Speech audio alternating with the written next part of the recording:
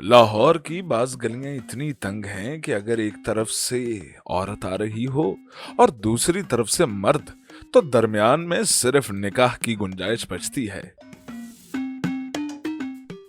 मर्द की आंख और औरत की जबान का दम सबसे आखिर में निकलता है। मूंगफली और आवारगी में खराबी ये है कि आदमी एक दफा शुरू कर दे तो समझ नहीं आता कि खत्म कैसे करे। मुसलमान हमेशा एक अमली कौम रहे हैं। वो किसी ऐसे जानवर को मोहब्बत से नहीं पालते जिसे ज़िबा करके खा ना सकें। मर्द इश्क व आशिकी सिर्फ एक मर्तबा करता है, दूसरी मर्तबा सिर्फ अयाशी, और इसके बाद निरी अयाशी।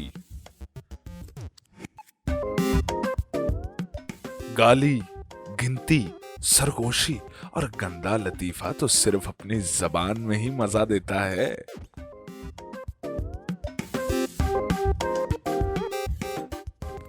बढ़िया सिगरेट पीते ही हर शख्स को माफ कर देने को जी चाहता है, खा वो रिश्तेदार ही क्यों ना हो।